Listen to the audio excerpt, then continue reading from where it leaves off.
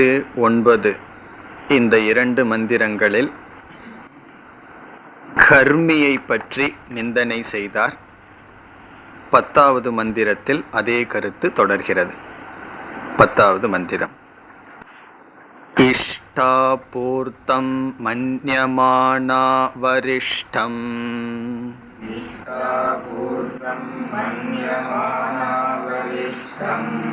நான்யத் ஸ்ரேயோ வேதயந்தே பிரமூடாஹ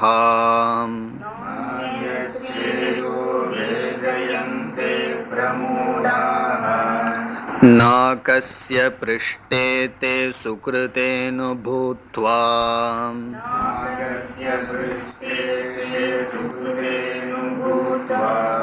இமம் லோகம் ஹீனதரம் வா விஷந்தே.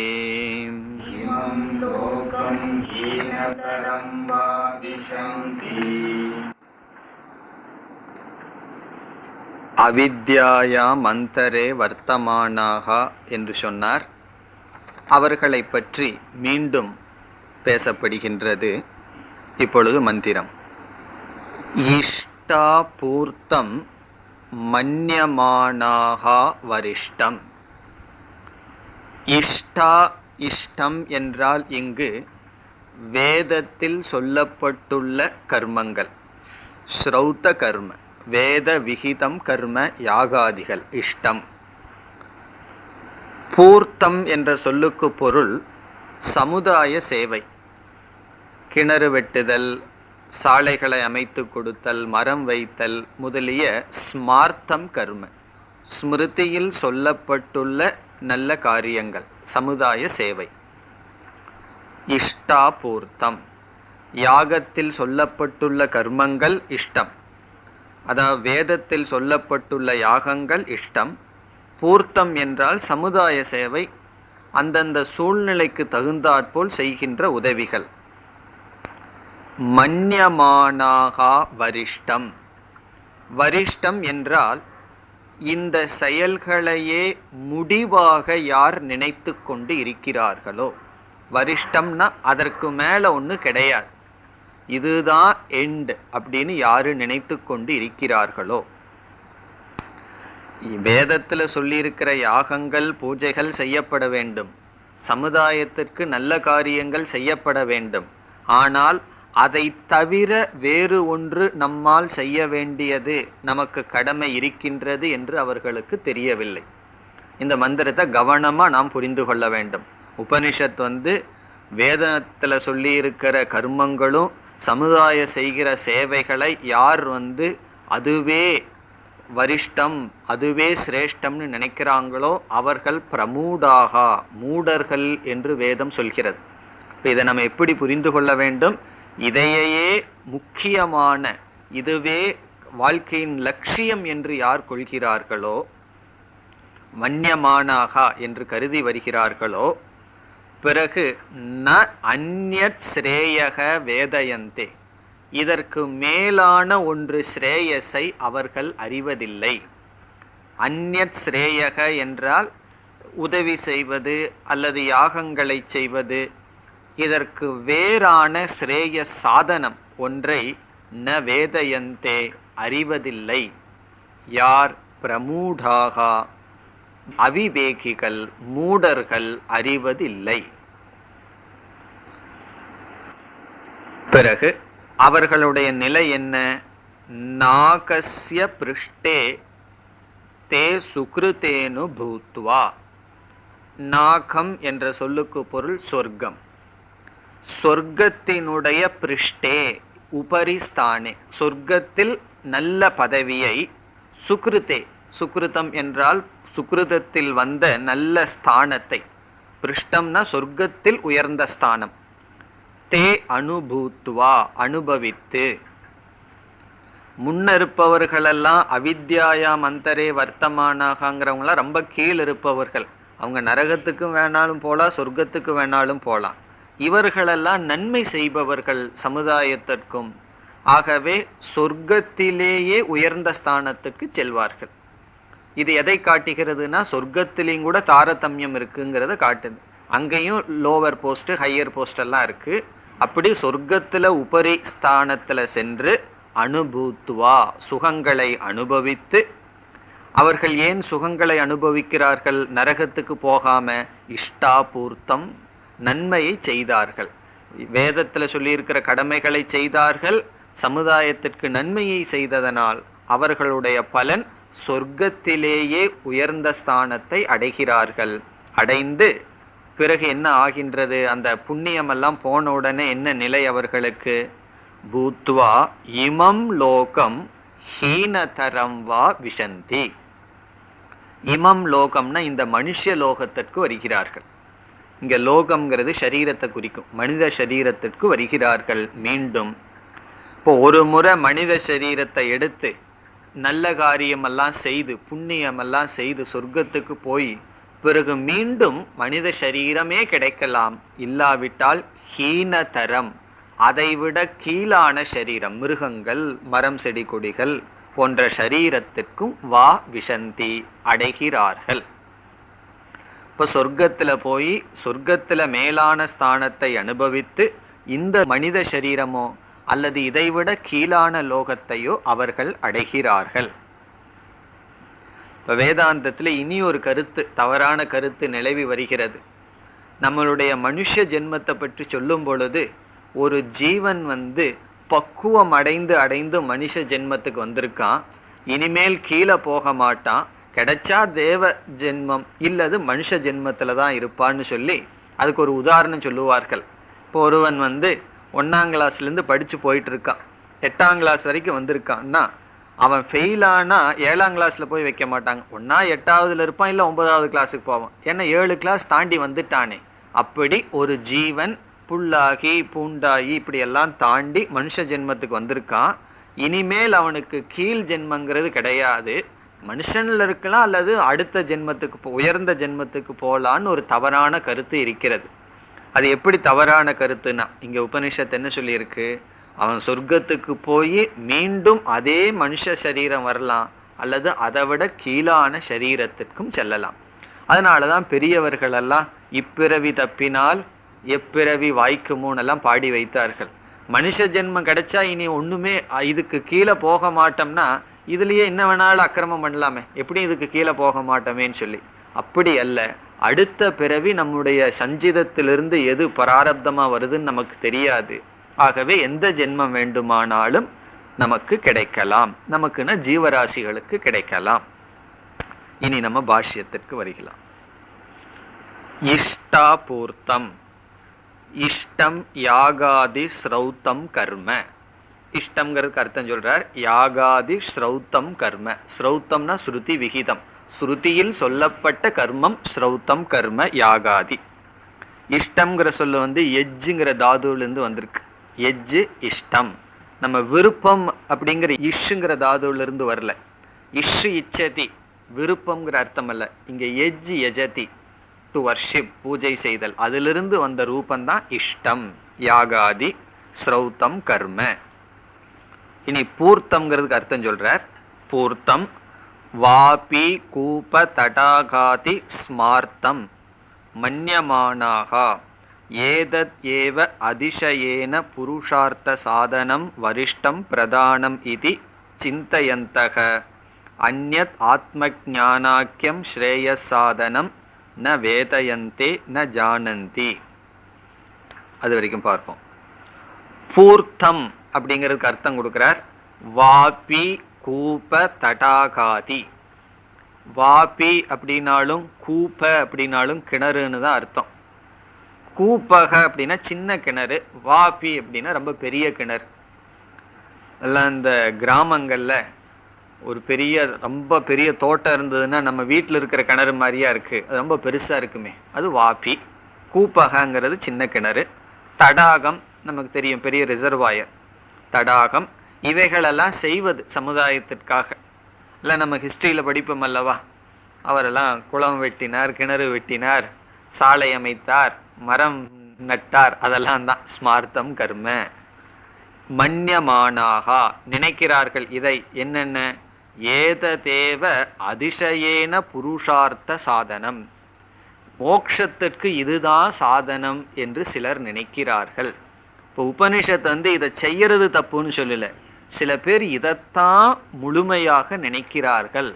நல்லதையே நம்ம பண்ணிட்டு வந்தா போதும், அதுக்கு மேல என்ன இருக்கு, நம்மளுடைய ஆத்ம ஞானத்துக்கு முயற்சி செய்ய வேண்டிய அவசியமில்லை என்று நினைக்கிறார்கள்.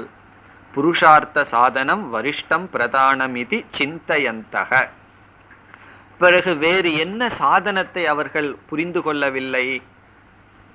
அந்யது ஆத்ம ஞானாக்கியம் ஸ்ரேய சாதனம், இதைவிட மேலான ஆத்ம ஞானம் என்கின்ற ஸ்ரேய சாதனத்தை ந வேதயந்தே, அவர்கள் அறியவில்லை.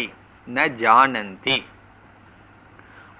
ஆத்மார்த்தம் பிருத்திவீம் தியஜேத் அப்படின்னு ஒரு ஸ்லோகம் இருக்கு. அந்த ஸ்லோகம்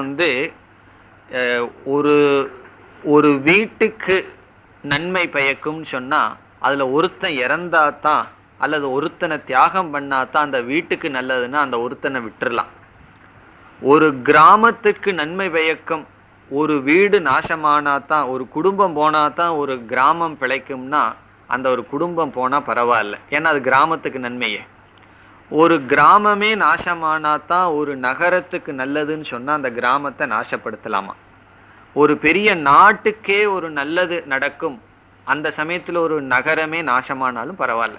ஒரு சூழ்நிலை வருது, நகரமே நாசமானாதான் ஒரு நாடு பிழைக்கும்னா அதை பண்ணலாம். இப்படியே சொல்லிட்டு இந்த உலகத்தையே விட்டுறலாம். எப்போனா ஆத்மார்த்தம், ஆத்மார்த்தம் பிருத்திவீம் தியஜேத். இப்போ யாராவது சொல்றாங்க, நீ ஆத்ம ஞானத்தை அடைய போனேன்னு சொன்னா இந்த உலகத்துல பூகம்பம் உலகமே நாசமாயிரும் அப்படின்னு சொன்ன என்ன செய்யலாமா? சாஸ்திரம் சொல்லுது பிருத்திவீம் தியஜேத், இந்த உலகமே அழிஞ்சிட்டு போகட்டும், என்னுடைய ஆத்ம ஞானத்துக்காக இந்த உலகத்தினுடைய நாசத்தை நான் ஒத்துக்கிறேன். அதாவது சொல்லுது, அது நாசம் ஆனாலும் பரவாயில்ல, ஒருத்த ஆத்ம ஞானத்தை அடைஞ்சிட்டா போதும்னு சொல்லி. அப்படி ஆத்ம ஞானாக்கியம் ஸ்ரேயக, இந்த ஆத்ம ஞானத்தை போல உயர்ந்தது எதுவும் கிடையாது, இதை அவர்கள் அறியவில்லை. இங்க சங்கராச்சாரியார் காரணம் கொடுக்கிறார். அவர்களெல்லாம் ஏன் அறியவில்லை? பிரமூடாக, அந்த மூடத்தனத்தை, அவிவேகத்தை அவர்கள் அடைந்தார்கள். அவர்களுக்கு விவேகம் இல்லாமல் போனதற்கு காரணம் என்ன? பற்று. அது எங்கேன்னு சொல்றார் அடுத்ததுல. பிரமூடாக புத்திர பசு பந்த்வாதிஷு பிரமத்ததயா மூடாகா தேச்ச நாகஸ்ய சொர்க்கஸ்ய பிருஷ்டே உபரிஸ்தானே சுக்ருதே போக ஆயத்தனே அனுபூத்வா அனுபூய கர்மபலம் புனக இமம் லோகம் மனுஷ்யம் அஸ்மத் ஹீனதரம் வா திர்யங் நரகாதி லக்ஷணம் யதா கர்மசேஷம் விஷந்தி. இந்த முழு மந்திரத்துக்கு ஒரே லைன்ல பாஷ்யத்தை முடிக்கிறார். எதுல மக்களுக்கு பற்றுனா, ஒருவன் ஏன் இந்த பிரமூடனாக இருக்கின்றான்? புத்திர, புத்திரனிடத்தில், பசு, பசுன்னு சொன்னா அந்த காலத்துல மாடு, அதுதான் அவர்களுக்கு வெல்த்தா இருந்தது, சொத்தா இருந்தது. இந்த இடத்துல பசுங்கிறது அவர்களுடைய சொத்து, சம்பாரிச்சு வச்ச பணம் இவைகள். பந்து அவர்களுடைய உறவினர்கள். ஆதிஷு இவைகளில் பிரமத்ததயா மூடாகா, அதாவது ஒரு பைத்தியக்காரனை போல இந்த பொருள்களிடத்தில் அவர்களுக்கு பற்று இருக்கின்றது. அதனாலதான் அவர்கள் வேறு ஒன்றையும் அறிவதில்லை அல்லது ஆத்ம ஞானத்திற்கு வருவதில்லை. தே, இனி அவர்களுடைய நிலை. நாகஸ்ய பிருஷ்டே, ரெண்டாவது வரைக்கும் வர்றார். நாகஸ்ய சொர்க்கஸ்ய, நாகஸ்யன சொர்க்கத்தினுடைய, பிருஷ்டே என்றால் உபரிஸ்தானே, சொர்க்கத்தில் இருக்கின்ற மேலான ஸ்தானத்தில், உயர்ந்த இடத்தில். என்ன நல்லது செய்திருக்கிறார்களே, அதனால சொர்க்கத்திலேயே நல்ல இடத்துக்கு செல்வார்கள். சுக்ருதே, சுக்ருதம்னா போக ஆயத்தனே, போகத்துக்கு ஆயத்தனமாக இருக்கின்றது, போகத்தை அனுபவிக்கின்ற ஸ்தலமாக இருக்கின்ற சொர்க்கத்தின் மேலே. அனுபூத்வா, அது இலக்கணப்படி அனுபூயன்னு இருக்கணும், அதனால கிராமட்டிக்கலா அதை மாத்துறார். அனுபூத்வாங்கிறத அனுபூய, அனுபவித்து. எதை அனுபவித்து? கர்ம பலம், அவர்களுடைய கர்ம பலத்தை அங்கு அனுபவித்து. புனக மீண்டும், இமம் லோகம் இந்த லோகம், மானுஷம், மானுஷம் என்றால் மனித சரீரத்தை உடைய இந்த லோகம், அஸ்மத் ஹீனதரம் வா, நம்மை காட்டிலும் கீழானதை எவைகள்? திர்யங் நரகாதி லட்சணம். திர்யங் என்றால் மிருகங்கள் அல்லது மரம் செடி கொடிகள், பிறகு நரகம் முதலிய லோகத்துக்கு சென்று அங்குள்ள சரீரம். வா லக்ஷணம் யதா கர்மசேஷம். யதா கர்மசேஷம்னா கர்மத்தினுடைய அடிப்படையில் விஷந்தி அடைகிறார்கள். சஞ்சீதத்திலிருந்து அடுத்தது என்ன பிராரப்தம் வெளிப்படுன்னு யாருக்கும் தெரியாது, அதனுடைய அடிப்படையில் செல்கிறார்கள். இந்த 10வது மந்திரத்துடன் கர்மத்தினுடைய நிந்தா, கர்மியினுடைய நிந்தா முடிவடைகிறது. முதல்ல 6 மந்திரம் வரை கர்மத்தினுடைய பிளஸ் பாயிண்ட் பார்த்தோம். பிறகு 7லிருந்து 10 வரைக்கும் வெறும் கர்மத்தையே மோட்ச சாதனமாக கொண்டால் அது மோட்சத்தை கொடுக்காது, சொர்க்கங்கிற பலன் வரைக்கும் தான் கொடுக்கும்னு சொல்லி நிந்தனை செய்தார். இனி அடுத்த ஒரு மந்திரத்தில் 11வது மந்திரத்தில் மட்டும் உபாசனையினுடைய பலனை, உபாசகர்களை பற்றி பேசுகிறார். உபாசனையினுடைய பலன் இந்த சம்சாரத்திலேயே மேக்சிமம் என்ன பலன்? பிரம்மலோகம், சொர்க்கத்தை விட எவ்வளவோ உயர்ந்தது. அந்த லோகத்திற்கு உபாசனை என்ற சாதனை கொண்டு போய்விடும் அப்படின்னு சொல்லி, அதுவும் சம்சாரத்துக்குள்ளதான் வருதுன்னு சொல்லி சொல்ல போறார். இனி 11வது மந்திரம். தபஸ்ரத்தே யே ஹுபவசந்த்யரண்யே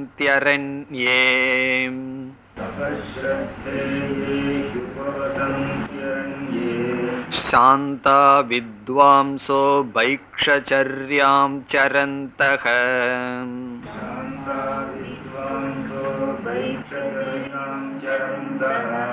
சூர்யத்வாரேண தே விரஜாः பிரயாந்தி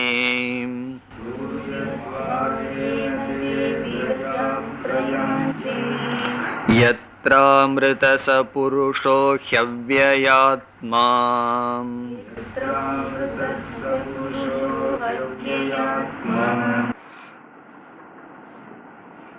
இங்கு உபாசகர்களை பற்றி பேசப்படுகிறது. அவர்கள் எப்படி எந்த லோகத்திற்கு செல்வார்கள், அவர்கள் என்ன சாதனையை செய்வார்கள் என்பது சொல்லப்படுகிறது. முதல் சொல் தபஸ்ரத்தே. இங்கு தபக என்ற சொல் ஸ்வ ஆசிரம விகிதம் கர்ம. சங்கரர் சொல்ல போறார். இங்க வானப்பிரஸ்த ஆசிரமம் தான் முக்கியமா எடுத்துக்கொள்றார். அந்த வானப்பிரஸ்த ஆசிரமத்துல விகிக்கப்பட்ட கர்மங்கள் தபக, அந்தந்த ஆசிரமத்தினுடைய கடமைகள். ஸ்ரத்தா என்ற சொல் ஹிரண்ய கர்ப்ப உபாசனம். இங்க ஸ்ரத்தைங்கிற சொல்லுக்கு உபாசனம், ஹிரண்ய கர்ப்பன போன்ற தேவதைகளை தியானம் செய்தல். தபக என்பது அந்தந்த ஆசிரம கடமைகளை செய்தல். ஏ உபவசந்தி அரண்யே. ஏ என்றால் எந்த உபாசகர்கள், சங்கரர் சொல்ல போறாரு வானப்பிரஸ்தாகான்னு சொல்லி, இல்லறத்திலிருந்து அடுத்த ஆசிரமத்துக்கு வந்தவர்கள் உபவசந்தி ஃபாலோ செய்கிறார்கள், எடுத்துக்கொள்கிறார்கள், பின்பற்றுகிறார்கள். எந்த 2 கடமைகளை? ஒன்று வானப்பிரஸ்த ஆசிரமத்தில் சொன்ன கடமைகள், ஸ்ரத்தா, பிறகு உபாசனை. குறிப்பாக இந்த 2ஐயும் ஏ எவர்கள் உபவசந்தி பின்பற்றுகிறார்களோ, எங்கு? அரண்யே. அவர்கள் வீட்டில் இருப்பதில்லை, காட்டுக்கு சென்று விடுகிறார்கள். அரண்யத்தில், ஜனங்கள் இல்லாத இடத்தில். பிறகு அவர்கள் யார்னா சாந்தாகா, சாந்தமான மனதை உடையவர்கள். ரிலேட்டிவ் பீஸ்னு அர்த்தம், ஓரளவுக்கு அமைதியான மனசை அடைஞ்சிட்டாங்கன்னு அர்த்தம். வீட்டில் இல்லறத்தில் இருக்கிற வரைக்கும் தானே விதவிதமான உறவுகள், பிரச்சனைகள் எல்லாம். எல்லா ரிலேஷன்ஷிப்பையும் விட்டுட்டு காட்டில் போய் தனியாக இருந்து கொண்டு அவர்கள் எப்படி காலத்தை கழிக்கிறார்கள்? அந்த ஜபமோ என்னென்ன வானப்பிரஸ்த ஆசிரமத்துக்கு சொல்லியிருக்கோ அந்த கடமையை செஞ்சுட்டு பிறகு தியானம் செய்து கொண்டு அவர்கள் சாந்தவர்களாக இருக்கிறார்கள். பிறகு வித்வாம்சக பைக்ஷச்சர்யாம் சரந்தக. இங்க வித்வாம்சகங்கிற சொல் இப்படிப்பட்ட சாதனையை செய்கின்ற கிரகஸ்தர்களை குறிக்கின்றது. பொதுவா இந்த சாதனையை வானப்பிரஸ்த ஆசிரமத்தில் இருப்பவர்கள் தான் செய்ய முடியும். ஆனாலும் இல்லறத்திலேயே இருக்கின்ற சிலர் வானப்பிரஸ்த ஆசிரமத்தில் இருக்கிற சூழ்நிலையை உருவாக்கி கொண்டு இந்த சாதனையை செய்கிறார்கள். இப்போ ஒரு வீட்டில் வந்து கணவன் மனைவி 2 பேர்த்துக்கும் ஒரே கோல் இருந்ததுன்னு வச்சுக்கோமே, அந்த வீடே ஆசிரமந்தான், அந்த வீடே அரண்யந்தான். காரணம் என்ன? 2 பேரும் ஒரே கோலுக்கு முயற்சி செய்கிறார்கள். இப்போ ஒருத்தருக்கு டிவி, 2 பேர்த்துக்கும் டிவி பார்க்க வேண்டாம், ஊரெல்லாம் சுத்த ஆசை இல்லை, ஜபம் பண்ணலாம், சாஸ்திரம் கேட்கலான்னு சொல்லி ஒரு அமைப்பு இருந்ததுன்னா பிறகு அது என்னன்னா அவர்களைத்தான் இங்கே வித்வாம்சகன்னு சொல்றது. சங்கரர் சொல்ல போறார். அதாவது உபாசன பிரதானமான கிரகஸ்தர்கள் அவர்களும் இந்த காரியத்தை செய்கிறார்களாம். பிறகு வானப்பிரஸ்தனாகவோ சந்நியாசியாகவோ இருந்தா அவர்கள் சாப்பாட்டுக்கு என்ன செய்வார்கள்? அவர்களுடைய ஜீவிதம் எப்படி இருக்கும்? பைக்ஷச்சர்யாம் சரந்தக, அவர்கள் பிக்ஷை எடுத்து வாழ்க்கையை நடத்தி கொண்டு இருக்கிறார்கள். பைக்ஷச்சர்யாம் சரந்தக, அது வந்து வித்வானுக்கு வராது, வித்வாம்சகங்கிற சொல்ல கிரகஸ்தர்களை குறிக்கிறார். அதை விட்டுட்டு பிரம்மச்சாரி, வானப்பிரஸ்தன், சந்நியாசி, இந்த 3 பேருக்கும் பிக்ஷை எடுத்து சாப்பிட்றதுக்கு அதிகாரம் இருக்கு. ஆனால் சாஸ்திரம் என்ன பண்ணிடுது? இந்த 3 ஆசிரமத்து ஆளுகளுக்கும் கிரகஸ்தர்கள் தான் பிக்ஷை கொடுக்கணும்னு சொல்லிடுது. இப்போ கிரகஸ்தர்கள் 3 பேர்த்துக்கும் பிக்ஷை கொடுக்கணும், இந்த 3 பேரும் பிக்ஷை எடுத்து சாப்பிடலாம். இப்படிப்பட்ட பிக்ஷை எடுத்து சாப்பிடுகின்ற வாழ்க்கையை எடுத்து கொண்டவர்கள் எல்லாம் பெரிய தபஸ்விகள். அதனால தானே பிரம்மலோகம் வரைக்கும் போறார்கள். இதெல்லாம் அவர்களை வர்ணிக்குது. அவங்க வந்து சுவாசிரம கடமையை செஞ்சுட்டு தபஸ் பண்ணி கொண்டு இருக்கிறார்கள். ஆனால் என்னன்னா அவங்களுக்கு ஆத்ம ஞானம் கிடையாது, ஆத்ம ஞானமும் முமுட்சுத்துவமும் கிடையாது. இப்போ எத்தனையோ சன்னியாசிகளை நம்ம ரிஷிகேஷில் பார்க்குறோம். அவர்களெல்லாம் எப்படி சன்னியாசியாக இருக்கிறார்கள்? ஆத்ம ஞானம் இல்லையே, நம்ம தானே பெருசாக ஆத்ம ஞானம்னு படிச்சுட்டு இருக்கோம், பேசாமல் அவங்கள போல நம்மளும் இருந்துடலாமேன்னு தோணும். அவர்களால் எப்படி இருக்க முடியும்னு சொன்னால் கொஞ்சம் வைராக்கியம், ஜபம், தியானம், இப்படிப்பட்ட சாதனையை வச்சே முழுமையாக ஒருத்தன் சன்னியாசியாக இருந்துடலாம். அந்த ஜபத்துலேயும் கொஞ்சம் வைராக்கியத்தில் ஒரு ஆனந்தம் இருக்குது. அந்த வைராக்கியத்தில் வர்ற ஆனந்தத்தை வச்சுட்டு பிறகு எளிமையான வாழ்க்கை, அந்த ஒரு கடினம், உடம்பு கொஞ்சம் கஷ்டத்தை கொடுக்கறது, இதை வச்சே வாழ்க்கையை ஓட்டிடலாம். ஆனால் இதனுடைய பலன் என்ன? இங்கே சொல்கிற பலன் உள்ளதுக்குள்ளேயே உயர்ந்த லோகத்துக்கு நம்ம செல்லலாம். ஆனால் ஆத்ம ஞானம்ங்கிறது வந்துடுதுன்னு வச்சுக்குவோமே, அதனுடைய பலன் மோட்சம். அதை அடுத்த மந்திரத்தில் பிறகு சொல்ல போறார். பிறகு 2வது வரியில இவர்களுடைய பலன், இப்படிப்பட்ட தபஸ்விகள் அடைகின்ற பலன் என்ன? சூரியத்வாரேன தே விரஜாகா பிரயாந்தி. சூரியத்வாரேன என்றால் சுக்லகதியின் மூலமாக. கிருஷ்ணகதி அப்படின்னு ஒரு மார்க்கம், அது வந்து சொர்க்கத்துக்கு எடுத்து செல்லும் இறந்ததற்கு பிறகு. சுக்லகதி என்பது பிரம்மலோகத்திற்கு எடுத்து செல்லும், அதுதான் சூரியத்வாரேன. இறந்ததற்கு பிறகு இந்த ஜீவன் சூரிய சுக்லகதியின் மூலமாக தே விரஜாகா. விரஜாகா என்றால் பாபத்தை போக்கியவர்கள். பிறகு சங்கராச்சாரியார் இனி ஒன்றையும் சொல்றார், பாப புண்ணியத்தை போக்கியவர்கள்னு சொல்றார். இந்த சொர்க்கத்துக்கு எடுத்துட்டு போற புண்ணியத்தையும் நீக்கி பிரம்மலோகத்துக்கு எடுத்துட்டு போற புண்ணியத்தை அடைந்தவர்கள் பிரயாந்தி. அவர்கள் அந்த சூரிய துவாரம் சுக்லகதியின் மூலமாக பயணம் செய்கிறார்கள். எந்த இடத்துக்கு அவர்கள் போறார்களாம்? அது சொல்லப்படுகிறது. எத்திர, எந்த இடத்தில், அமிர்தக சக புருஷக ஹி அவ்யயாத்மா பவதி. அமிர்தக என்றால் இந்த இடத்துல எங்க போறார்கள்னு சொன்னா ஹிரண்ய கர்ப்பன் இருக்கின்ற லோகத்திற்கு போறார்கள். அதான் இதனுடைய சாரம். முன்ன வந்து இந்திரன் இருக்கின்ற லோகத்திற்கு சென்றார்கள், சொர்க்கத்துக்கு போறவர்கள். இங்க வந்து ஹிரண்ய கர்ப்பன் இருக்கின்ற லோகத்திற்கு செல்கிறார்கள். அந்த ஹிரண்ய கர்ப்பனுக்கு லட்சணம் தான் இந்த சொற்கள். அந்த ஹிரண்ய கர்ப்பன் யார்னா, ஒரு முறை தோன்றிட்டார்னா இந்த பிரளயம் முடிகிற வரைக்கும் அவர் ஒருவர் தான் இருப்பார். அதனால அமிர்தக. அமிர்தகனா எவ்வளவு தூரம் இந்த சிருஷ்டி இருக்கின்றதோ அதுவரை மரணமடையாமல் இருப்பவர். நம்ம பர்மனண்ட் ஜாப்னு சொல்றது போல, சாக மட்டுமா ஆஃபீஸில் இருப்பான், ஒரு குறிப்பிட்ட காலம் இருக்கு.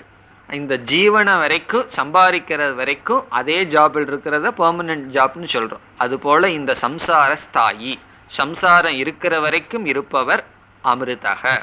சக புருஷக அவ்யயாத்மா, அழியாதவர். அந்த இப்படிப்பட்ட ஹிரண்ய கர்ப்பன் எந்த லோகத்தில் இருக்காரோ அந்த லோகத்திற்கு இந்த உபாசகன் செல்வான். இதுதான் இதனுடைய பொருள். இனி பாஷ்யம். ஏ புனக தத் விபரீதாக ஞானயுக்தாக வானப்பிரஸ்தாக சந்நியாசினக ச. ஏ புனக என்பது சொர்க்கத்திற்கு செல்கின்ற சாதகர்களை காட்டிலும் வேறுபட்ட என்பதை குறிக்கின்றது. ஆன் தி அதர் ஹேண்ட் சொல்றோம். அதுபோல ஏ புனக தத் விபரீதாக, இதற்கு முன் சொல்லப்பட்டுள்ள சாதகர்களை காட்டிலும் வேறான, விபரீதம் சொன்னா தப்பான அர்த்தம் இல்லை, வேறான, டிஃப்ரெண்ட் ஃப்ரம், யார்னா ஞானயுக்தாக. இந்த பாஷ்யத்துல அல்லது மந்திரத்துல எல்லாம் உபாசனைக்கும் பிரம்ம ஞானத்திற்கும் ஞானம்ங்கிற வார்த்தையவே சொல்லுவார்கள். ஆனால் நம்ம தான் உபாசனைன்னு சொன்ன ஞானம் இல்லாதது, ஞானம்னு சொன்னா ஆத்ம ஞானம்னு பிரிச்சு வச்சிருக்கோம். இங்கெல்லாம் அப்படியெல்லாம் அந்த பிரிவெல்லாம் கிடையாது. நம்மளாக புரிஞ்சுக்கணும் இந்த இடத்துக்கு தகுந்த மாதிரி. இப்ப ஞான யுக்தாகான்னு சொல்றாரு இந்த இடத்துல. அப்படின்னா என்ன? உபாசன யுக்தாகா, உபாசனை செய்பவர்கள். இப்போ உபாசனைக்கு ஞானத்துக்கு என்ன வித்தியாசம் அதெல்லாம் நமக்கு தெரியும். ஞானம்னு சொன்னா ஒரு வஸ்துவை பற்றி யதார்த்த ஞானம், உபாசனைன்னு சொன்னா அந்த வஸ்துவில் நம்ம செய்கின்ற கற்பனைகள், அயதார்த்த ஞானம், நம்ம வேணும்னே கற்பனை பண்ணி தியானத்திற்காக செய்கின்ற சாதனை. யார்னா வானப்பிரஸ்தாகா, வானப்பிரஸ்த ஆசிரமத்தில் இருப்பவர்கள். இன்னைக்கு ரிட்டையர்டு பீப்புள்னு அர்த்தம். பிறகு சந்நியாசினக, சில பேர் சந்நியாசத்துக்கு வந்து விடுவார்கள், சில பேர் இல்லை, பல பேர். பலர் சந்நியாச வாழ்க்கைக்கு வந்தும் சந்நியாசிகளாக இருந்தும் எப்பொழுதும் உபாசனையே செய்து கொண்டு இருப்பார்கள். நம்ம இங்கே பார்க்கலாம், தெரியுமோ, கையில் ஒன்று மரம், ஒரு இது மாதிரி போட்டு ஒரு பை இருக்கும், அதுக்குள்ள ஜபமாலை வச்சுட்டு அது எப்பவுமே அதை உருட்டிட்டு பேசிக்கிட்டே இருப்பார்கள். இவர்களெல்லாம் யாருன்னா உபாசகர்கள். பிரம்மனிஷ்டாகங்கிற இடத்துல சொல்ல போறார். அவர்களெல்லாம் தபோனிஷ்டர்கள், எப்பொழுதுமே உபாசனை செய்வார்கள். பிறகு கங்கை கலையில டிசம்பர் மாதம் குளிப்பார்கள். இதெல்லாம் என்னென்னா ஒரு விதமான தபஸ். இந்த தபஸ்லேயே வாழ்க்கையை ஓட்டிடலாம். அதில் ஒரு சந்தோஷம் இருக்கு. எனக்கு தெரியலையேன்னா அதெல்லாம் நம்ம பண்றது இல்லை, அதனால நமக்கு அது தெரியல, ஆனால் அதில் ஒரு சந்தோஷம் இருக்கின்றது. அப்படி சந்நியாசினக, சந்நியாச ஆசிரமத்துக்கு வந்தவர்கள், வானப்பிரஸ்த ஆசிரமத்தில் இருப்பவர்கள். பிறகு தபஸ்ரத்தே, இனி மூலத்துக்கு வர்றார். தபக ஸ்ரத்தே ஹி, தபக ஸ்வ ஆசிரம விகிதம் கர்ம. தபஸ் என்பது அந்தந்த ஆசிரமத்தில் சொல்லப்பட்ட, இப்போ ஒரு பிரம்மச்சாரியா இருந்தான்னா பிரம்மச்சாரி ஆசிரமத்துல சொல்லப்பட்ட கர்மங்கள், வேதம் படிக்கிறது, அத்தியாயனம் பண்றது, இதெல்லாம். வானப்பிரஸ்தனுக்கு மௌன விரதம் இருக்கிறது, அவங்களாம் அதிகமா பேசக்கூடாது. பிறகு சன்னியாசிகளுக்கு சில விதமான ஸ்நானங்கள் எல்லாம் இருக்கு, இந்தந்த நேரத்துல குளிக்கணும் அப்படின்னு எத்தனையோ கடமைகள் இருக்கு. அந்த கடமைகளை செய்பவர்கள். பிறகு ஸ்வ ஆசிரம விகிதம் கர்ம ஸ்ரத்தா, ஸ்ரத்தாவுக்கு அர்த்தம் சொல்றார். ஹிரண்ய கர்ப்பாதி விஷயா வித்யா, ஹிரண்ய கர்ப்பனை குறித்து செய்கின்ற தியானங்கள், ஹிரண்ய கர்ப்பனை குறித்து செய்கின்ற தியானங்கள். இந்த இடத்துலயும் வித்யான்னு சொன்னா உபாசனா. தே தபஸ்ரத்தே உபவசந்தி சேவந்தே அரண்யே வர்த்தமானாகா சந்தக. அரண்யத்தில் இருந்து கொண்டு, இப்போ உபாசனை பண்ணணும்னு சொன்னா ஒரு ஃப்ளாட்ல 4 ஃபோனை பக்கத்துல சுத்தி வச்சுட்டு அந்த வீட்டுக்குள்ள உட்காந்து பண்ண முடியாதல்லவா. அதனால அரண்யே, அரண்யனா நிர்ஜன பிரதேசே, ஜனங்கள் எல்லாம் அதிகமாக இல்லாத இடத்தில் இருந்து உபாசனை செய்கிறார்கள். பிறகு அடுத்த சொல் சாந்தாகா. சாந்தாகனா அமைதியானவர்கள்னு பார்த்தோம். அதுக்கு இங்க சங்கரர் அழகான அர்த்தம் கொடுக்கிறார். உபரத கரண கிராமாகா. சாந்தாகாங்கிறதுக்கு அர்த்தம் என்னன்னா உபரத, உபரதம்னா வித்ட்ரா, விலகி கொள்வது. கரணம் இன்ஸ்ட்ருமெண்ட், கர்மேந்திரிய ஞானேந்திரியம். கிராமாகான சமூகம், கிராமம் சொன்னா குரூப். கரண கிராமகன்னு சொன்னா நமக்கு எத்தனை கரண கிராமம் இருக்கு? 10 இருக்கு. 5 ஞானேந்திரியம், 5 கர்மேந்திரியம். இதெல்லாம் விலக்கி கொண்டார்கள், அந்தந்த விஷயத்திலிருந்து விலக்கி கொண்டவர்கள். உபரத கரண கிராமாகா. நம்ம நம்முடைய 10 இந்திரியங்களையும் அந்தந்த விஷயத்திலிருந்து விலக்கி கொண்டா அதனுடைய பலன் என்னன்னா சாந்தாகா, சாந்தி, அமைதி. அது ஒரு ஸ்லோகத்துல சொல்லப்படும். உபபுக்தம் விஷம் ஹந்தி ஸ்மரணேனச்ச. விஷம் எப்ப நம்மளைய கொல்லும்னா உபபுக்தம், நம்ம சாப்பிட்டா தான் விஷம் நம்மளே கொல்லுமா? விஷயக ஸ்மரணேன ஏவ ஹந்தி. விஷயகன இந்த பொருள்களை நம்ம நினைச்சாவே அது நம்ம கொன்னுருமா. இந்த விஷயங்கள் எல்லாம் இருக்கேன், அதான் விஷயத்துக்கும் விஷத்துக்கும் உள்ள வித்தியாசம். விஷமே பெட்டர், ஏன்னா அது வயிற்றுக்குள்ள போனா தான் நம்ம சாகடிக்கும். இந்த விஷயங்கள் வயிற்றுக்குள்ள போக வேண்டாம், அதை பத்தி நினைப்பே, அதை நம்ம அனுபவிக்க வேண்டாம், அதை பற்றிய எண்ணமே ஹந்தி ஒருத்தனை கொன்னுருமா. அப்படி உபரதன்னு சொன்னா அந்த விஷயங்களிலிருந்து தன்னை விலக்கி கொண்டவர்கள் சாந்தாகா. இனி அடுத்த சொல் வித்வாம்சக. கிரகஸ்தாகா ஞான பிரதானாகா இத்தியர்த்தக. இங்க வித்வாம்சகங்கிற சொல்லுக்கு சங்கரர் இல்லறத்தில் இருப்பவர்கள் அர்த்தத்தை கொடுக்கிறார். வித்வாம்சக கிரகஸ்தாகா. ஆனா எப்படிப்பட்ட கிரகஸ்தர்கள்? ஞான பிரதானாகா, இந்த உபாசன பிரதானாகா. அப்ப இல்லற வாழ்க்கையிலேயே 2 விதமான பிரதானமா நம்ம வாழ முடியும். ஒன்று ஆக்டிவிட்டிஸ், இனி ஒன்று ரிட்டையர்மெண்ட். இப்போ இல்லறத்திலிருந்தே இந்த சமுதாயத்திலிருந்து ஓரளவுக்கு விலகி நம்முடைய ஜபம் அல்லது தியானம், இப்படிப்பட்ட உபாசனை, நம்மளுடைய வானப்பிரஸ்த ஆசிரம கடமைகளையும் செய்ய. பரிகிரக அபாவாத் உபவசந்தி அரண்யே இது சம்பந்தக. பைக்ஷச்சரியம் சரந்தகன பிக்ஷைக்காக அவர்கள் வாழ்க்கையை நடத்துகிறார், பிக்ஷையில வாழ்க்கையை நடத்துகிறார்கள். காரணத்தை சொல்றார், எதற்கு பிக்ஷை எடுக்கிறார்களாம்? பரிகிரக அபாவாத், அவர்களை சுற்றி ஒரு பொருள்களும் கிடையாது, ஸ்டவ்வோ அல்லது மிக்சியோ அதெல்லாம் ஒன்றும் கிடையாது. பரிகிரக அபாவாத், ஏதாவது இருந்தா தானே ஏதாவது அப்பப்போ பண்ணலாம். இப்போ ஆசிரமத்துக்குள்ள வந்து அவரவர்கள் ரூம்ல என்ன வச்சுக்கிறாங்க? ஸ்டவ் இதெல்லாம் வச்சுக்கிறாங்க. பரிகிரக அபாவாத் பைக்ஷச்சரியம் சரந்தக. பிறகு எங்க இருக்காங்கன்னா அரண்யே, அரண்யத்தில் வசிக்கிறார்கள் என்று புரிந்து கொள்ள வேண்டும். இனி 2வது வரைக்கும் வர்றார். சூரிய துவாரேன, சூரிய உபலக்ஷித, சூரிய உபலக்ஷிதேன உத்தராயணேன. சூரிய உபலக்ஷிதம் என்றால் சூரிய மார்க்கம், உத்தராயண மார்க்கம் சொல்றார். உத்தராயணம்னு சொல்லலாம், தட்சிணாயணம்னு சொல்லலாம், அல்லது சுக்லகதின்னு சொல்லலாம், கிருஷ்ணகதின்னு சொல்லலாம். இங்க உத்தராயணேன பதா, பதா என்றால் அந்த மார்க்கத்தில். தே விரஜாகா, விரஜசக, விரஜாகான அந்த ரஜோகுணம் போயிருக்குன்னு சொல்றார். இங்க ரஜஸ்ன்னு சொன்னா ரஜோகுணத்தையும் எடுத்துக்கலாம், அசுத்தத்தையும் எடுத்துக்கலாம். ரஜோகுணம் போகலன்னு சொன்னா வீட்டில் உட்கார்ந்துருக்க முடியுமோ? இப்போ ரஜோகுணம் அவர்களுக்கு கிடையாது, அசுத்தம் அவர்களுக்கு கிடையாது. அதுக்கு அர்த்தம் சொல்றார். க்ஷீண புண்ணிய பாப கர்மாணக சந்தக இத்தியர்த்தக. க்ஷீணம்னா நஷ்டம் அடைஞ்சிருக்கு, புண்ணியமும் பாபமும்.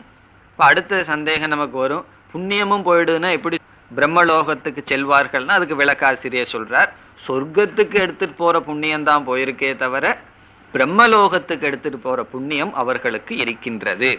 இப்படிப்பட்டவர்கள் இனி பிரயாந்தி, பிரகர்ஷேண யாந்தி யத்ர யஸ்மின் சத்யலோகாதௌ அமிர்தக சக புருஷக பிரதமஜக ஹிரண்யகர்ப்பக ஹி அவ்யயாத்மா அவ்யய ஸ்வபாவக யாவத் சம்சார ஸ்தாயி. இல்லை பதார்த்தத்தான் கொடுத்துட்டு வர்றார், புதுசா அர்த்தம் இல்லை. பிரயாந்தினா பிரகர்ஷேன யாந்தி, நல்லா தெளிவா போறாங்க, ஒரு தடையும் இல்லாமல் செல்கிறார்கள். ஏன்னா இவ்வளவு தபஸ் இருக்கே, தபஸினுடைய பலன். எங்க செல்கிறார்கள்? எத்திர யஸ்மின் சத்தியலோகாதௌ, அந்த சத்தியலோகம் முதலிய பிரம்மலோகத்தில். அமிர்தக சக புருஷக, அவர் யார்னா பிரதம ஜக, முதலில் தோன்றியவர். இந்த உபனிஷத்தினுடைய முதல் மந்திரம் என்ன? பிரம்மா தேவானாம் பிரதம சம்பபூவ. அந்த பிரம்மா தானே ஹிரண்ய கர்ப்பன்னு பார்த்தோம், அவர் தான் பிரதம ஜக. அந்த ஹிரண்ய கர்ப்பன், முதலில் தோன்றிய ஹிரண்ய கர்ப்பன் எங்க இருக்காரோ அங்க இந்த உபாசகன் செல்வான். ஹிரண்ய கர்ப்பக பிரதம ஜக அவ்யயாத்மா. அதுக்கு அர்த்தம் சொல்றார். அவ்யயாத்மான என்ன? அவ்யய ஸ்வபாவக, அழியாதவர்.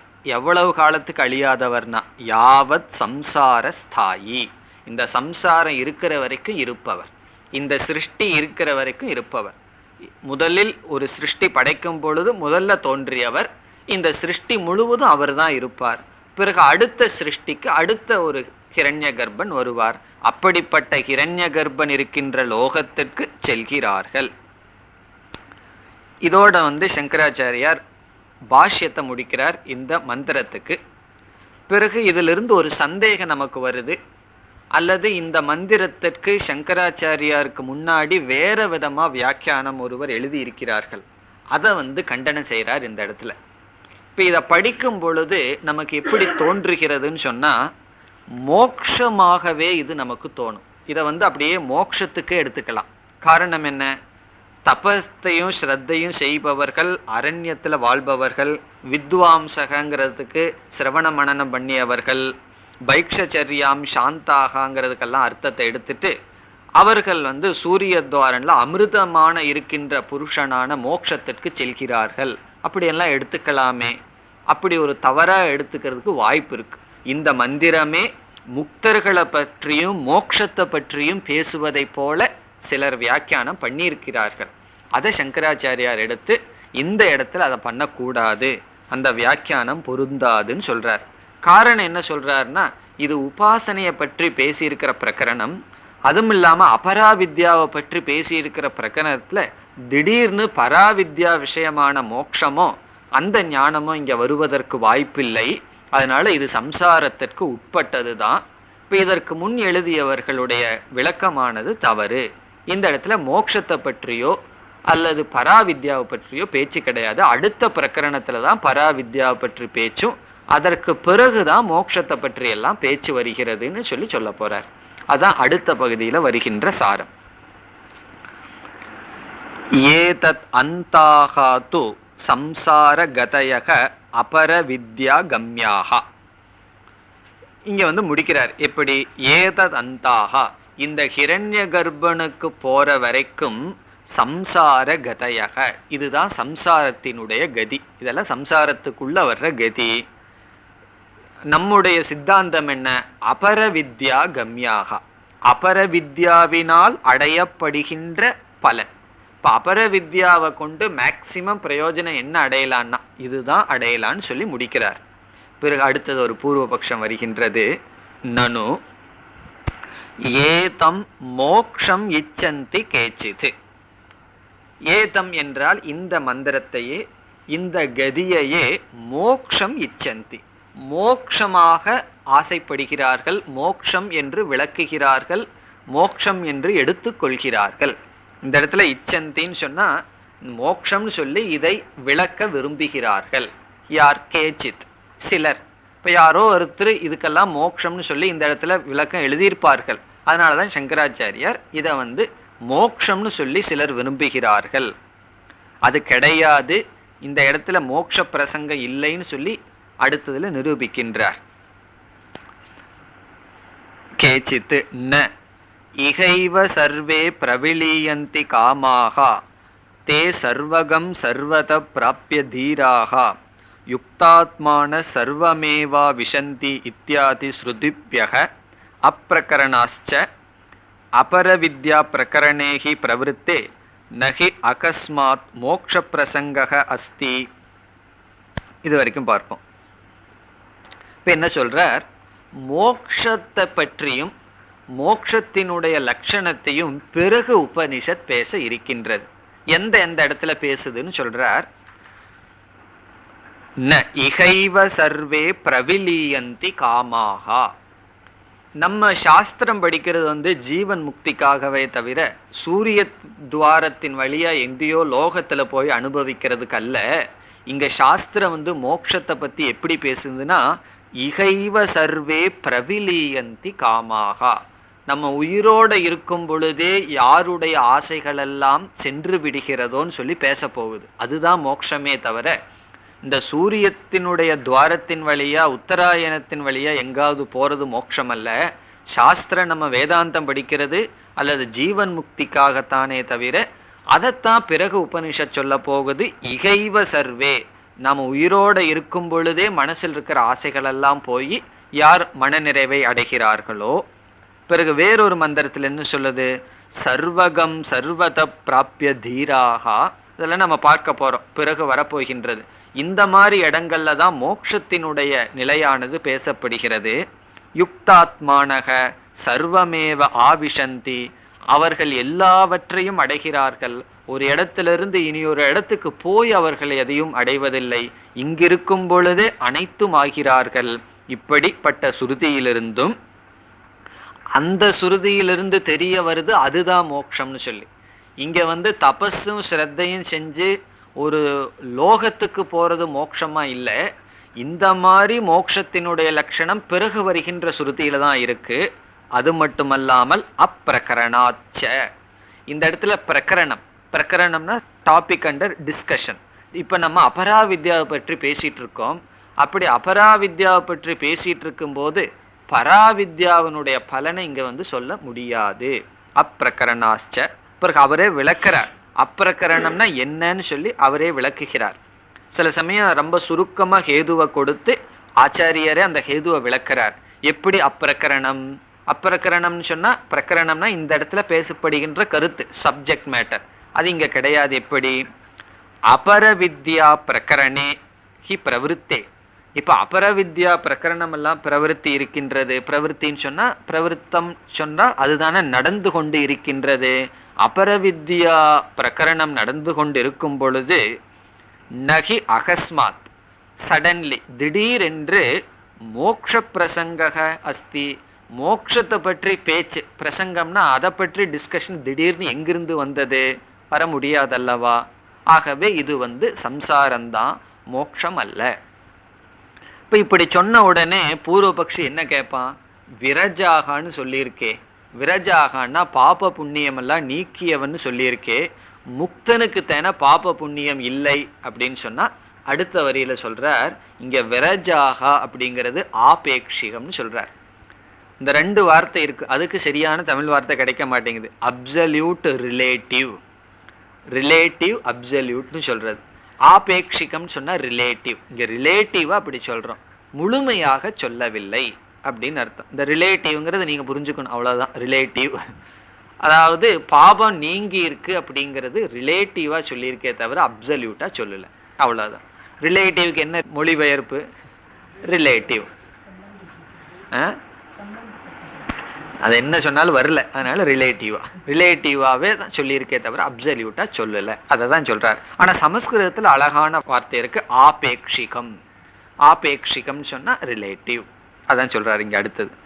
அடுத்தது விரஜத்துவம் து ஆபேக்ஷிகம். விரஜத்துவம் நீங்க சொல்லது ஆபேக்ஷிகம். அதே போல நமக்கு அமிர்தத்துவம், அமிர்தத்துவத்தை அடையிறான்னு சொன்னா ஆபேக்ஷிகம் வா அல்லது முக்கியம் வா? முக்கியம்னா அதையவே நம்ம முழுமையா சொல்றோம், ஆபேக்ஷிகம்னா ரிலேட்டிவ், அதான் சொல்றார் ஆபேக்ஷிகம்.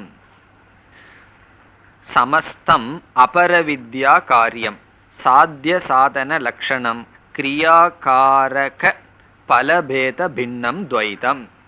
இங்க சொல்றார், இதுவும் இங்க துவைதம் இருக்கிறதுனால மோட்சம் இல்லை.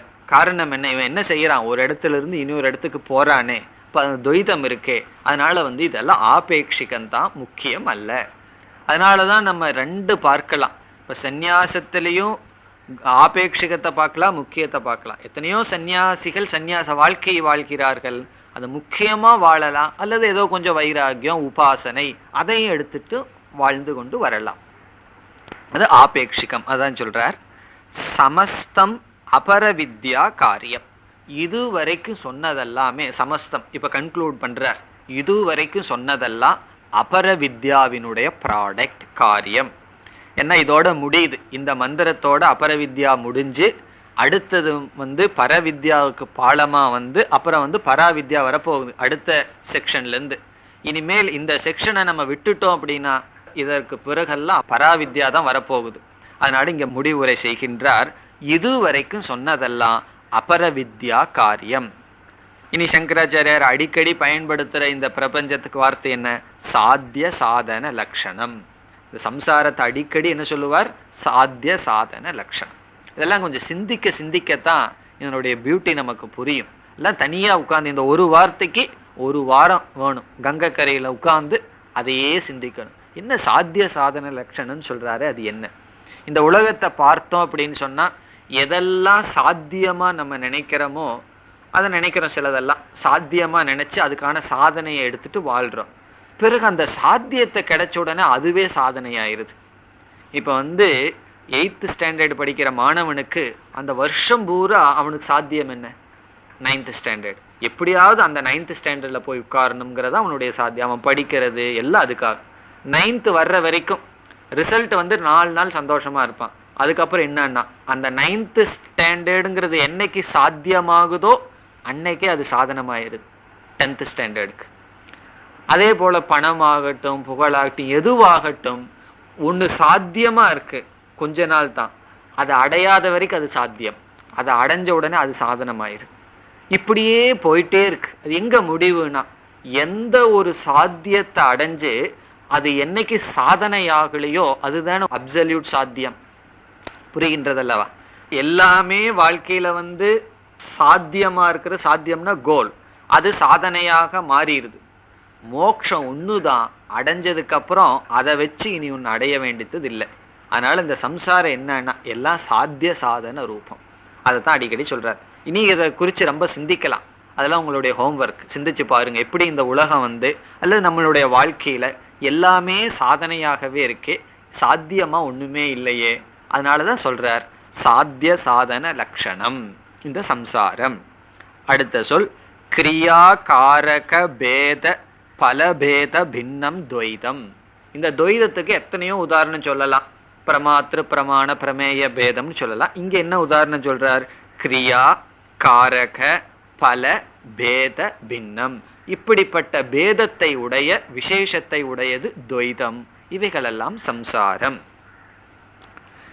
அடுத்த சொல் ஏதாவத் ஏவ எது ஹிரண்ய கர்ப்ப பிராப்தி அவசானம். பிறகு இங்கே என்ன சொல்றார்?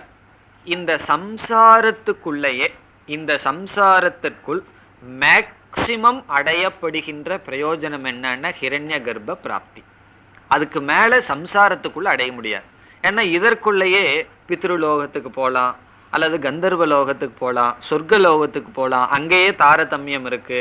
பிரம்மலோகத்திலையும் போய் தாரதமியம் இருக்கு. அப்படி இந்த சம்சாரத்திற்குள்ள இந்த மாதிரி உபாசனை செய்து தபஸ் படி வாழ்ந்தா மேக்சிமம் என்ன பலன்னா அந்த பலனை இங்க சொல்லியாச்சு. அது ஹிரண்ய கர்ப்ப பிராப்திகி. அதை சொல்றார். ஏதாவத் ஏவகி யத்ஹி ஹிரண்ய கர்ப்ப பிராப்தி அவசானம். ஹிரண்ய கர்ப்பனை அடைவதை அவசானம் முடிவாக கொண்டதுதான் சம்சாரத்தினுடைய பலன். ததாச்ச மனுனா உக்தம் ஸ்தாவராத்யாம் சம்சாரகதிம் அனுக்கிரமதா. இந்த கருத்தை மனு ஸ்மிருதியில இந்த மாதிரி சொல்லியிருக்காருன்னு சொல்லி மனு ஸ்மிருதியிலிருந்து ஒன்று கோட் பண்ணி சங்கராச்சாரியார் சொல்றார். அந்த ஸ்மிருதி என்ன? பிரம்மா விஸ்வஸ்ருஜோ தர்மக மகான் அவ்யக்தமேவச்ச உத்தமாம் சாத்விகாமேதாம் கதிம் ஆகுர் மணிஷினக இதி. இந்த மனுஸ்மிருதியினுடைய பொருள் முதல் வரியில சொல்லப்பட்டது தான் சம்சாரிகளால் அடையப்படுகின்ற பலன். முதல்ல 2வது வரியை பார்ப்போம். கதிம் ஆகும் மணிஷினக. மணிஷினகன ஞானிகள் அல்லது ரிஷிகள் இந்தந்த கதியை பற்றி பேசுகிறார்கள். என்னவா? இப்படிப்பட்ட கதி எப்படிப்பட்ட கதியா? உத்தமாம் சாத்விகாம், உத்தமமான சாத்விகமான கதி. ஏன்னா கதின்னு சொன்னால் அடையிறது, அது எவ்வளவோ இருக்கே. நரகத்தடையலாம், சொர்க்கத்தடையலான்னு எத்தனையோ லோகத்தடையலாம். பிறகு அந்த லோக வாசியாக இருக்கலாம், அந்த லோகத்தில் தலைவனாகவும் இருக்கலாம்.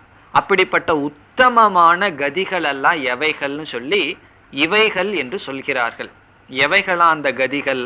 முதல் வரியில பிரம்மா. பிரம்மா என்றால் சதுர்முக பிரம்மனாக அடைதல் ஒரு விதமான கதி. இப்போ முன்னாடி சொல்றதெல்லாம் தேவலோகத்தில் இருக்கின்ற பெரிய பெரிய தேவதைகள். இந்தந்த கதியை எல்லாம் நம்ம அடையலாம். பிரம்மலோகத்தில் போய் இருக்கிறது ஒரு கதி, அந்த பிரம்மாவே ஆகிவிடலாம், அது அடுத்த கதி. அடுத்த சிருஷ்டிக்கு நம்மவே அந்த ஜீவனே பிரம்மாவாக மாறிவிடலாம். அப்படி பிரம்மா சதுர்முக. இப்போ இதுல இருந்து என்ன தெரியுது நமக்கு? நம்ம பிரம்மான்னு சொல்லிட்டு இருக்கிறவர் ஒரு காலத்துல ஜீவனா இருந்து தபஸ் பண்ணி போன ஒரு ஜீவன் தான். அப்படி பிரம்மாவாவது ஒரு கதி. அடுத்தது விஸ்வஸ்ருஜக. விஸ்வசிருஜக என்றால் பிரஜாபதி, பிரஜாபதி ஆவது இனி ஒரு கதி. மரீச்சி முதலியவர்கள் விஸ்வசிருஜக, அது ஒரு கதி. அடுத்த சொல் தர்மக. தர்மகங்கிற சொல் யம தர்மராஜாவை குறிக்கின்றது. யமக, யம தர்மராஜாவுக்கு, யமனுக்கே பேரு தர்மராஜா. அப்ப தர்மகங்கிறது யம தர்மராஜாவே ஆவது, அது ஒரு விதமான கதி. மகான், மகான்னு சொன்னா ஹிரண்ய கர்ப்பன். சதுர்முக பிரம்மாவை காட்டிலும் முதல்ல வந்தவர் ஹிரண்ய கர்ப்பர், அந்த கதி. அடுத்தது அவ்யக்தம். அவ்யக்தம்னு ஒரு கதி இருக்கு. அது என்னன்னா, சில பேர்த்துக்கு எப்ப பார்த்தாலும் தூங்கிட்டே இருக்கலான்னு ஒரு ஆசையெல்லாம் இருக்கும் சில பேர்த்து. அதே போல இந்த ஜீவன் ரொம்ப தபஸ் பண்ணி எனக்கு எதுவுமே வேண்டாம், அந்த அவ்யக்தம் மாயையில போய் கொஞ்சம் ஒரு 2-3 சிருஷ்டிக்காவது பேசாம அந்த மாயைக்குள்ள அடங்கி இருக்கிறேன்னு விரும்புறது. அந்த மாயா சொரூபமாயி சிருஷ்டிக்குள்ளேயே வராம அன்மேனிஃபெஸ்டா இருக்கிற ஸ்டேட், அதான் அவ்யக்தம். அவ்யக்தம்னா மாயா, அந்த பிரகிருதியோட ஒன்றி இருக்கிறது. அப்ப அவனுக்கு என்னன்னா, ஒரு சிருஷ்டி கிரமம் பூரா அவனுக்கு அந்த ஜீவன் வெளியவே வரமாட்டான். பிறகு அதுவே முக்தியானா கிடையாது, அடுத்த சிருஷ்டியில வந்துடுவான். ஏன்னா அவனுடைய புண்ணியம் அவ்வளவுதான், அது வரைக்கும் அவன் சிருஷ்டிக்கே வரமாட்டான். இப்ப அப்படி பிரகிருதி அவ்யக்தத்துக்கு போற அளவுக்கு ஒருத்தன் புண்ணியம் பண்ணிட்டார்னா அந்த ஜீவன் என்ன பண்ணுவாராம், அடுத்த சிருஷ்டியில பிரம்மாஜி இவன் ரொம்ப புண்ணியம் பண்ணியிருக்கான், அதனால இவன் மாயா ரூபமாகவே இருக்கட்டும்னு அவனை வெளியே கொண்டு வர மாட்டார், கர்மத்தை எல்லாம் நிறுத்தி வைப்பார். இப்ப அடுத்த சிருஷ்டி முடிகிற வரைக்கும் அவன் அப்படியே இருப்பான், தூங்கிட்டே இருப்பான், அவன் வெளிப்படாம அப்படியே இருப்பான். அது ஒரு விதமான சுகம், அது ஒரு விதமான பலம். இவைகளெல்லாம் என்னதான், இவைகளெல்லாம் தான் பெரிய கதிகள் அடையப்படுவது. எதனால்? உபாசனையினால் அடையப்படுதல். இதோட அபராவித்யா பிரகரணம் முடிவடைகிறது. இப்ப முதல் கண்டத்துல பராவித்யா அபரவித்யா அறிமுகப்படுத்தி, அதற்கு பிறகு அபராவித்யாவினுடைய பலனை சொல்லி சொர்க்கத்துக்கு போலாம், ஏஹி ஏஹி இதி பிரியாம் வாச்சாம் அபிவதந்தியகனெல்லாம் சொல்லப்பட்டு, பிறகு அதனால மோட்சத்தை அடைய முடியாது, சொர்க்கத்துக்கு போலான்னு சொல்லி நிந்தனை செய்து, இந்த ஒரே ஒரு மந்திரத்தில் மட்டும் உபாசனையை பற்றி பேசி, அதை இந்த இடத்துல உபாசனையினுடைய நிந்தனை செய்யல உபனிஷத், அதை நம்ம புரிஞ்சுக்கணும். அது இந்த மைனஸ் பாயிண்ட் உபாசனை இங்க சொல்லல, அதையும் நம்ம சேர்த்திக்கணும். சேர்த்து இந்த உபாசனையில இவ்வளவுதான் கதி, எல்லாம் சம்சாரத்துக்குள்ளதான் அடங்கும்னு சொல்லப்பட்டது. இனி அடுத்தது என்ன வரணும்? இனி பராவித்யா வர வேண்டும். அதற்கு இடையில் அடுத்த மந்திரம் வருகின்றது, 12. பரீக்ஷலோகான் கர்மசிதான் பிராமணோ நிர்வேதமாயாத்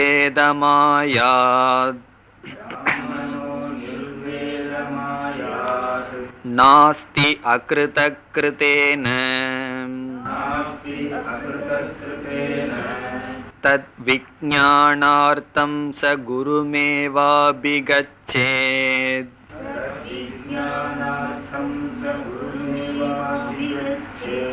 சமித்பாணி ஸ்ரோத்ரியம் பிரம்மனிஷ்டம்.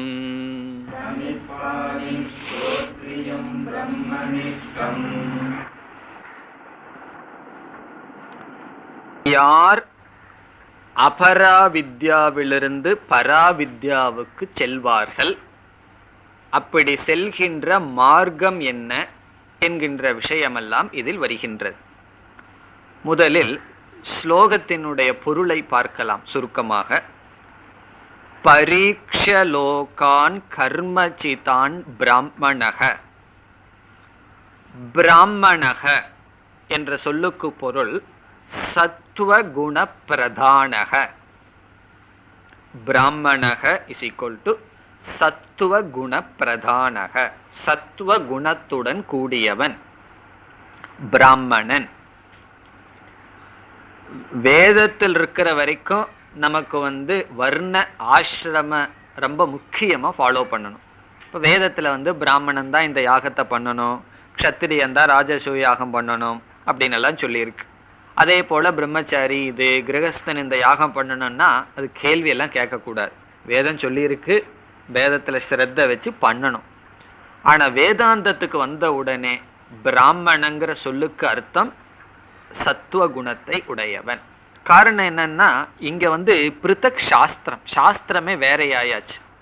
கர்மகாண்ட ஒரு சாஸ்திரம், ஞானகாண்ட ஒரு சாஸ்திரம். இங்க அதிகாரின்னு சொல்லி சாதன சதுஷ்டய சம்பன்னன்னு தனியா சொல்லியிருக்கு. அதனால இங்க அந்த பிராமணன்கிற ஜாதி அபிமானத்தை விடுறவன் தான் வேதாந்தத்துக்கு அதிகாரி ஆகும். அதே போல அந்தந்த வர்ணத்தில் இருப்பவர்கள் அந்தந்த வர்ணத்தினுடைய அபிமானத்தை விடணும். ஆகவே இங்கு பிராமணன் சொன்னா சித்த சுத்தியை உடையவன் அல்லது சத்துவகுண பிரதானன். அதான் சரியான டிரான்ஸ்லேஷன் இந்த இடத்துல. அவன் என்ன செய்யறானா, லோகான் பரீட்சிய, உலகத்தை, லோகான் என்றால் உலகங்களை, பரீட்சிய ஆராய்ச்சி செய்து, பரீட்சியனா ஆராய்ந்து, ஹேவிங் எக்ஸாமின்ட், ஆராய்ச்சி செய்து. லோகான் என்றால் உலகங்களை. இந்த இடத்துல உலகங்களை பரீட்சை செய்து அப்படிங்கிறனுடைய அர்த்தம் எப்படி வர முடியும்? நான் எவைகளை எல்லாம் பரீட்சை பண்ண முடியும், எதையெல்லாம் விசார செய்ய முடியும்? இப்போ இந்த உலகத்துல எத்தனையோ பொருள்கள் இருக்கு. அமெரிக்கா இருக்கு, லண்டன் இருக்கு, ஜப்பான் இருக்கு, எத்தனையோ உலகம் இருக்கு. அதையெல்லாம் நான் பரீட்சை பண்ண முடியுமா? எந்த உலகத்தை நான் பரீட்சை பண்ண முடியும்னா, எந்தெந்த அனுபவங்களை நான் பண்ணியிருக்கிறேனோ அதைத்தானே பரீட்சை பண்ண முடியும். எனக்கு வராத அனுபவத்தை நான் என்ன போய் விசாரம் பண்ண முடியும்?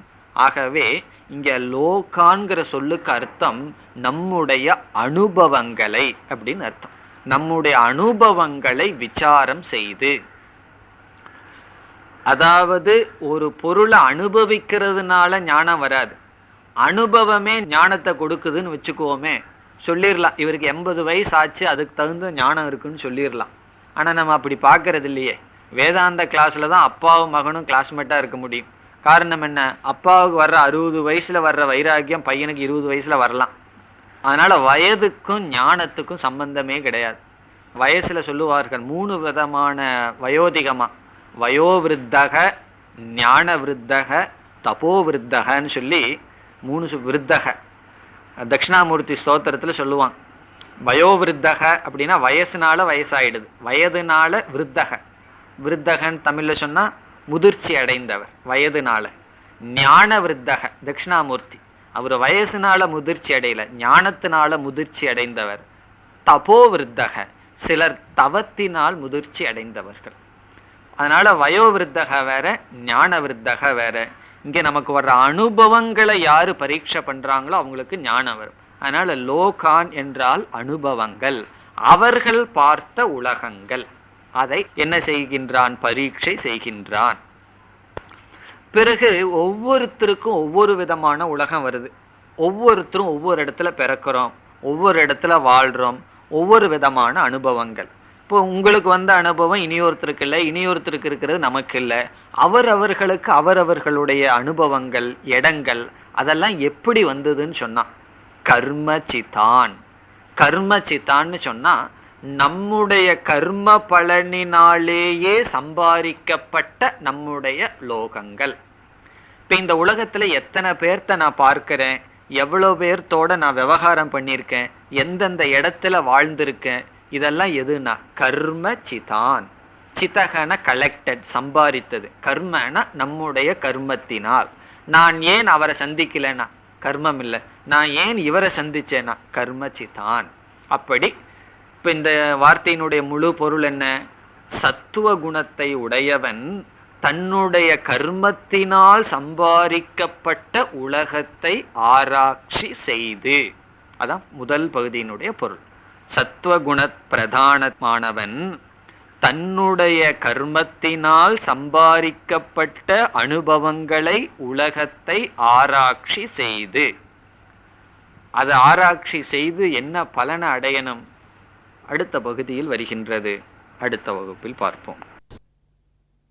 ஓம் பூர்ணமத பூர்ணமிதம் பூர்ணாத் பூர்ணமுதச்யதே பூர்ணஸ்ய பூர்ணமாதாய பூர்ணமேவாவசிஷ்யதே. ஓம் சாந்தி சாந்தி சாந்தி.